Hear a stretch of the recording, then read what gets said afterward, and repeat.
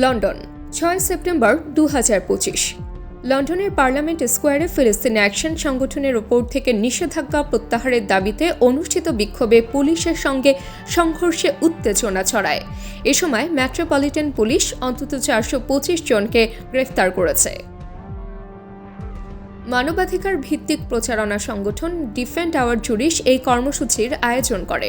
তাদের দাবি, প্রায় 1500 মানুষ সমবেত হয়ে লিফট দ্য ব্যান শীর্ষক এই বিক্ষোভে অংশ নেন। সংগঠনের পক্ষ থেকে অভিযোগ করা হয়েছে, শান্তিপূর্ণ অবস্থানকালে অনেককে শুধু আমি গণহত্যার বিরোধী, আমি ফিলিস্তিন অ্যাকশনকে সমর্থন করি লেখা প্ল্যাকার্ড হাতে থাকার কারণে পুলিশ মাটিতে ফেলে পেটায় এবং গ্রেফতার করে।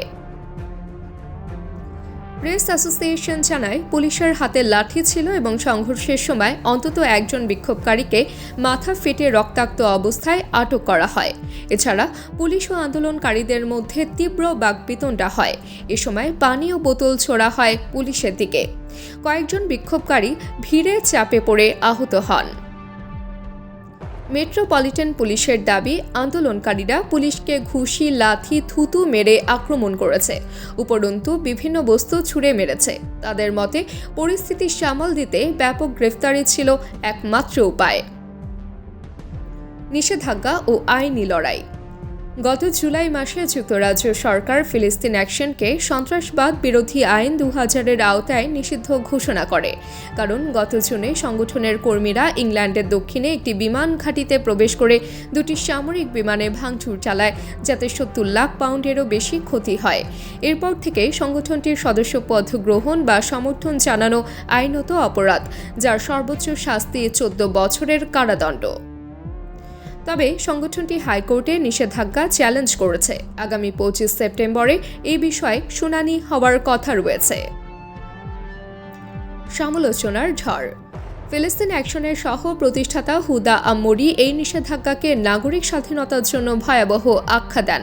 তার মতে, এটি মত প্রকাশের স্বাধীনতার ওপর ভয়ঙ্কর প্রভাব ফেলবে। অ্যামনেস্টি ইন্টারন্যাশনাল ইউকের কর্মকর্তা কেরি মস্কোগিউরি বলেন, শান্তিপূর্ণভাবে বসে প্রতিবাদ করার কারণে মানুষকে সন্ত্রাসবাদ আইনেই গ্রেফতার করা হলে বুঝতে হবে দেশে কিছু গুরুতর ভুল হচ্ছে। শুধুমাত্র ফিলিস্তিন অ্যাকশনকে সমর্থন করা কোনোভাবেই অপরাধ নয়। আগের নজির। এর আগে 9 আগস্ট একই দাবিতে লন্ডনে আয়োজিত বিক্ষোভে পুলিশ 532 জনকে গ্রেফতার করে, যা 1960-এর দশকের পর থেকে একদিনের সবচেয়ে বড় গণগ্রেফতার। সাম্প্রতিক ধারাবাহিক কর্মসূচিতে এখন পর্যন্ত 700-এর বেশি মানুষকে আটক করা হয়েছে এবং অন্তত 138 জনের বিরুদ্ধে সন্ত্রাসবাদ আইনে অভিযোগ গঠন করা হয়েছে। প্রতিবাদকারীদের কণ্ঠ। 62 বছর বয়সী অন্ধ হুইল চেয়ার ব্যবহারকারী মাইক হিগিন্স, যিনি গত মাসে গ্রেফতার হয়েছিলেন, শনিবারও প্রতিবাদে যোগ দেন। তিনি বলেন, আমাদের ছাড়া কেউ গণহত্যা ঠেকাতে এগিয়ে আসছে না, আর আমি নাকি সন্ত্রাসী, সেটাই সবচেয়ে বড় রসিকতা।